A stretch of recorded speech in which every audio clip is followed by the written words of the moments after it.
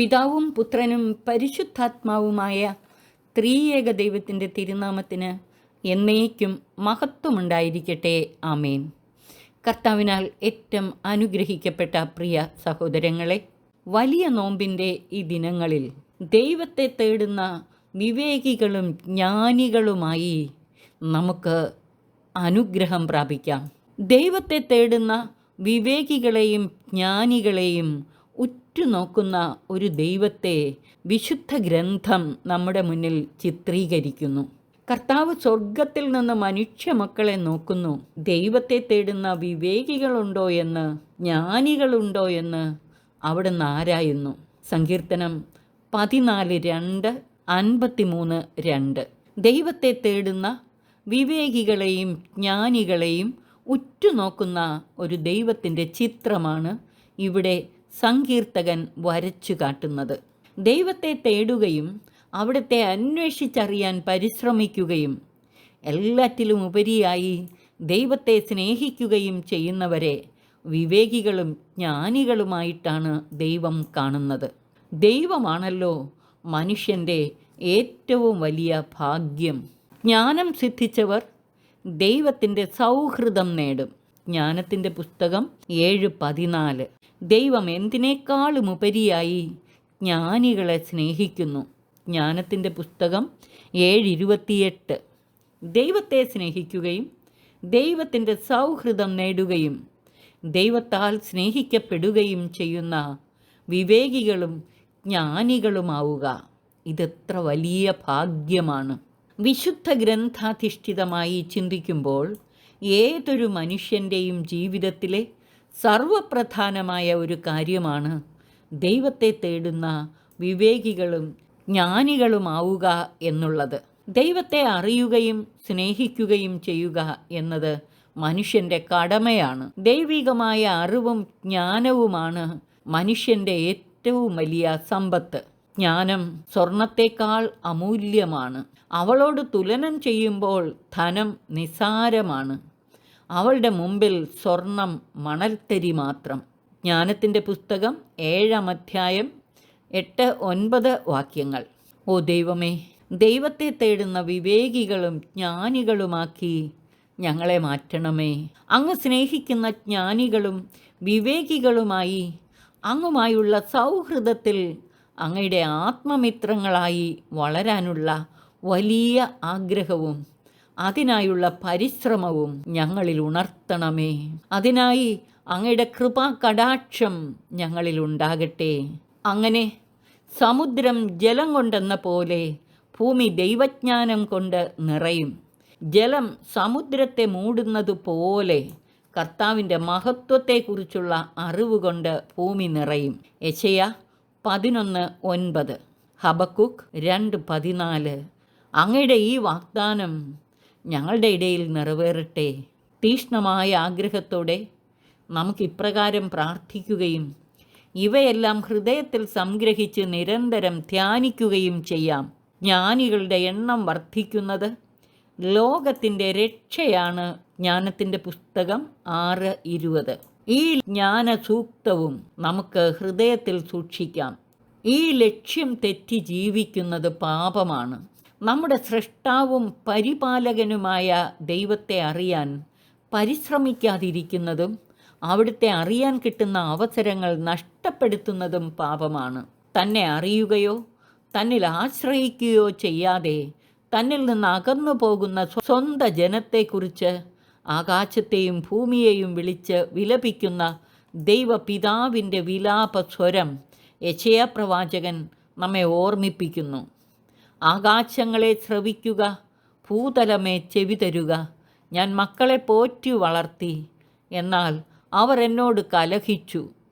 കാള അതിൻ്റെ ഉടമസ്ഥനെ അറിയുന്നു, കഴുത അതിൻ്റെ യജമാനൻ്റെ തൊഴുത്തും. എന്നാൽ ഇസ്രായേൽ ഗ്രഹിക്കുന്നില്ല, എൻ്റെ ജനം മനസ്സിലാക്കുന്നില്ല. യെശയ്യാ പ്രവാചകൻ്റെ പുസ്തകം 1-ാം 2-3 വാക്യങ്ങൾ. അവിടുന്ന് നമ്മോട് ചോദിക്കുന്നു, ലോകത്തെ ആരാഞ്ഞ് ഇത്രയും അറിയാൻ കഴിഞ്ഞെങ്കിൽ ഇവയുടെയെല്ലാം ഉടയവനെ കണ്ടെത്താൻ വൈകുന്നത് എന്തുകൊണ്ട്? ജ്ഞാനം 13:8. ദൈവത്തെ അറിയുന്നതിനേക്കാളേറെ പ്രാധാന്യം ലോകത്തിനും ലൗകിക സുഖങ്ങൾക്കും നൽകുന്നവരുടെ പാപകാഠിന്യത്തെക്കുറിച്ച് അവിടുന്ന് ഇപ്രകാരം പറയുന്നു: ആകാശങ്ങളെ ഭയന്ന് നടുങ്ങുവിൻ, സംഭ്രമിക്കുവിൻ, ഞെട്ടിവിറയ്ക്കുവിൻ. കർത്താവ് അരുളി ചെയ്യുന്നു: എന്തെന്നാൽ എൻ്റെ ജനം 2 തിന്മകൾ പ്രവർത്തിച്ചു. ജീവജലത്തിൻ്റെ ഉറവയായ എന്നെ അവർ ഉപേക്ഷിച്ചു. ജലം സൂക്ഷിക്കാൻ കഴിവില്ലാത്ത പൊട്ടക്കിണറുകൾ കുഴിക്കുകയും ചെയ്തു. ജെറമ്യ പ്രവാചകന്റെ പുസ്തകം 2-ാം അധ്യായം 12 മുതൽ 14 വരെയുള്ള വാക്യങ്ങൾ. ജീവനോ ചലനശക്തിയോ ഒന്നുമില്ലാത്ത ആകാശഗോളങ്ങളെ വിളിച്ചാണ് പിതാവായ ദൈവം ഇപ്രകാരം വിലപിച്ചു പറയുന്നത്: ബുദ്ധിയും അറിവും വിവേകവും ഒന്നുമില്ലാത്ത മൃഗങ്ങൾ തങ്ങളുടെ ഉടയവനെ അറിഞ്ഞിട്ടും ദൈവത്തെ അറിയാനും ആരാധിച്ചു മഹത്വപ്പെടുത്താനുമുള്ള ബുദ്ധിയും അറിവും വിവേകവുമെല്ലാം നൽകി സ്വന്തം ഛായയിലും സാദൃശ്യത്തിലും ദൈവം സൃഷ്ടിച്ച സ്വന്തം ജനം ദൈവത്തെ അറിയുന്നില്ല. ഇസ്രായേലിൻ്റെ ചരിത്രം പരിശോധിക്കുമ്പോൾ കാറ്റിനെയും കടലിനെയും സൂര്യചന്ദ്രന്മാരെയും നക്ഷത്രങ്ങളെയും എല്ലാം ദൈവത്തിന് തൻ്റെ തിരുഹിതമനുസരിച്ച് ചലിപ്പിക്കാൻ സാധിച്ചു. എന്നാൽ താൻ സ്വന്തം ഛായയിൽ സൃഷ്ടിച്ച് ഉടമ്പടി ചെയ്തു സ്വന്തമാക്കിയ തൻ്റെ സ്വന്തം ജനം മാത്രം ദൈവഹിതത്തിനെതിരായി നിൽക്കുന്നു. എന്തൊരു വൈരുദ്ധ്യമാണിതെന്ന് ചിന്തിക്കുക. എങ്ങനെ നമുക്ക് ദൈവത്തെ തേടുന്ന വിവേകികളും ജ്ഞാനികളുമാകാമെന്ന് നോക്കാം. 7 പ്രധാന കാര്യങ്ങൾ ശ്രദ്ധിച്ചാൽ മതി നമുക്ക് ദൈവത്തെ തേടുന്ന വിവേകികളും ജ്ഞാനികളുമാകാൻ കഴിയും. ഒന്നാമതായി, ദൈവവചനത്തിൽ അഭിലാഷമർപ്പിച്ച് ധ്യാനമാർഗത്തിലൂടെ നാം മുന്നേറണം. കർത്താവ് പറയുന്നു: എൻ്റെ വചനങ്ങളിൽ അഭിലാഷമർപ്പിക്കുവിൻ, അവയോട് തീവ്ര അഭിനിവേശം കാണിക്കുവിൻ, നിങ്ങൾക്ക് ജ്ഞാനം ലഭിക്കും. ജ്ഞാനത്തിൻ്റെ പുസ്തകം 6-ാം അധ്യായം 11-ാം വാക്യം. കർത്താവിൻ്റെ വചനങ്ങളെപ്പറ്റി ചിന്തിക്കുകയും അവിടുത്തെ പ്രമാണങ്ങൾ സദാ ധ്യാനിക്കുകയും ചെയ്യുന്നവർക്ക് അവിടുന്ന് ഉൾക്കാഴ്ചയും ജ്ഞാനവും നൽകുമെന്ന് പ്രഭാഷകനും നമ്മെ ഉദ്ബോധിപ്പിക്കുന്നു. പ്രഭാഷകൻ്റെ പുസ്തകം 6:37. മനുഷ്യഹൃദയങ്ങളിൽ ഒളിഞ്ഞുകിടക്കുന്ന ദൈവത്തിനു വേണ്ടിയുള്ള അന്തർദാഹത്തെ തൊട്ടുണർത്താൻ പര്യാപ്തമായ വിധത്തിലുള്ള ഒരു മിസ്റ്റിക്കൽ ധ്യാനാത്മക ജീവിത ശൈലി സ്വീകരിച്ചുകൊണ്ട് ദൈവവചനത്തോടുള്ള തീവ്രമായ അഭിനിവേശം മനുഷ്യഹൃദയങ്ങളിൽ ജനിപ്പിക്കാൻ നാം പരിശ്രമിക്കുകയും ചെയ്യണം. ദൈവം മുൻകൈയെടുത്ത് പരിശുദ്ധാത്മാവിനാൽ നയിക്കപ്പെടുന്ന വചനാധിഷ്ഠിതവും ആരാധനക്രമപരവുമായ മിസ്റ്റിക്കൽ ധ്യാന മാർഗമാണ് ദൈവജ്ഞാനം സമൃദ്ധമായി ലഭിക്കാനുള്ള ഉത്തമ മാർഗം. രണ്ടാമതായി, ജ്ഞാനത്തെ സ്നേഹിക്കുകയും ജ്ഞാനത്തിനു വേണ്ടി പ്രാർത്ഥിക്കുകയും ദൈവികമായ അറിവും ജ്ഞാനവും നേടാൻ വേണ്ടി നിരന്തരം പരിശ്രമിക്കുകയും ചെയ്യണം. ജ്ഞാനത്തെ സ്നേഹിക്കുന്നവർ നിഷ്പ്രയാസം അവളെ തിരിച്ചറിയുന്നുവെന്നാണ് ജ്ഞാനം 6:12 മുതലുള്ള വാക്യങ്ങളിൽ പറയുന്നത്. അവളെ തേടുന്നവർ കണ്ടെത്തുന്നു. പ്രഭാതത്തിൽ ഉണർന്ന് അവളെ തേടുന്നവർ പ്രയാസം കൂടാതെ അവളെ കണ്ടുമുട്ടും. അവൾ വാതിൽക്കൽ കാത്തു നിൽപ്പുണ്ട്. ജ്ഞാനത്തിൻ്റെ പുസ്തകം 7:7 പറയുന്നു: ഞാൻ പ്രാർത്ഥിച്ചു, എനിക്ക് വിവേകം ലഭിച്ചു. ഞാൻ ദൈവത്തെ വിളിച്ചപേക്ഷിച്ചു, ജ്ഞാന ചൈതന്യം എനിക്ക് ലഭിച്ചു.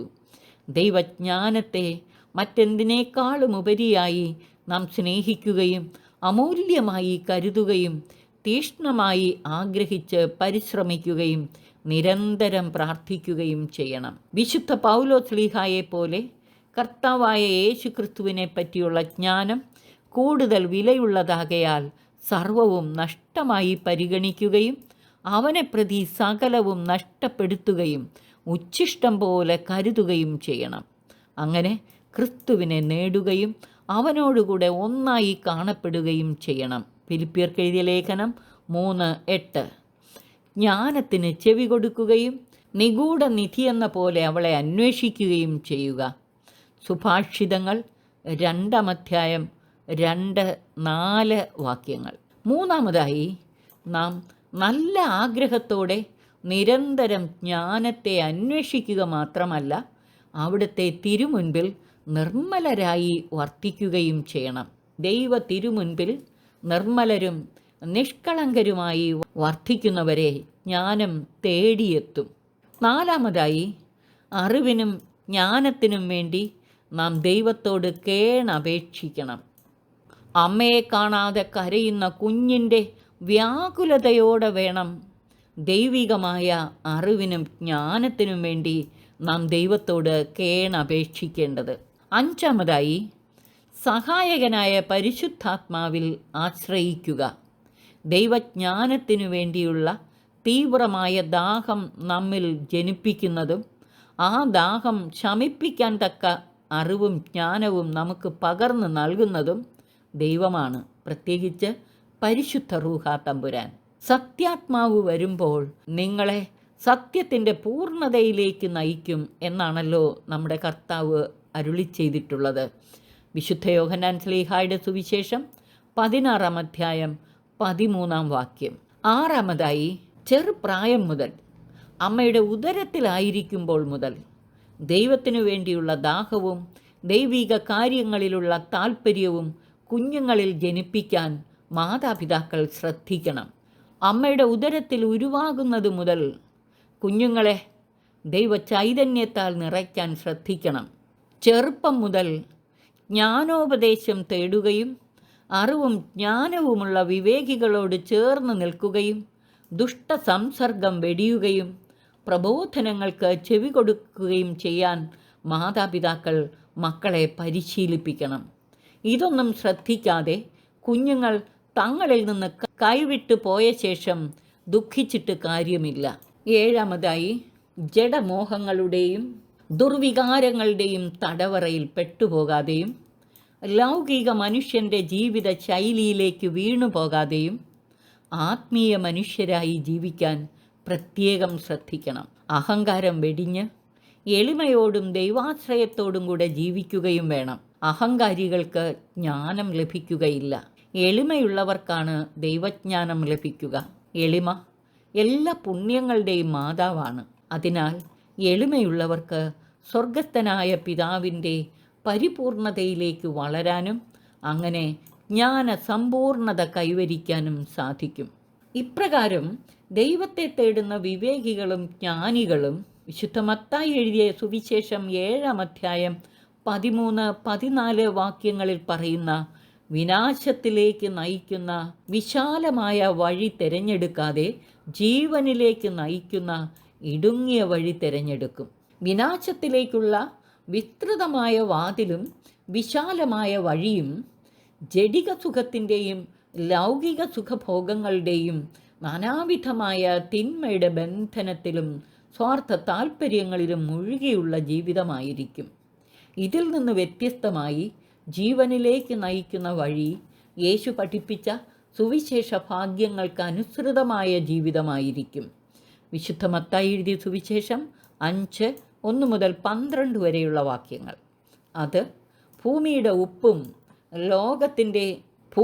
ഉപ്പും ലോകത്തിൻ്റെ വെളിച്ചവുമായി തീരാൻ സഹായിക്കുന്ന നിയമജ്ഞരുടെയും ഫരിസയരുടെയും നീതിയെ അതിശയിക്കുന്ന, ശത്രുവിനെ സ്നേഹിക്കാനും ദ്രോഹിക്കുന്നവർക്ക് നന്മ ചെയ്യാനും തിന്മയെ നന്മ കൊണ്ട് ജയിക്കാനും സഹായിക്കുന്ന യേശു പഠിപ്പിച്ച ഉയർന്ന ധാർമ്മികതയുടെ മാർഗമാണ്. മത്തായി എഴുതിയ സുവിശേഷം 5-ാം അധ്യായം 13-48 വരെയുള്ള വാക്യങ്ങൾ. ജീവനിലേക്ക് നയിക്കുന്ന ഈ വഴി നമ്മെ ദുഷ്ടതയുടെ കെട്ടുകൾ പൊട്ടിച്ച് പ്രലോഭനങ്ങളെ ജയിച്ച് പരിത്യാഗപൂർണമായ ജീവിതത്തിലൂടെയും യേശു കാട്ടിത്തന്ന സ്നേഹമാർഗത്തിലൂടെയും ജീവിത വിശുദ്ധിയിലേക്ക് നയിക്കും.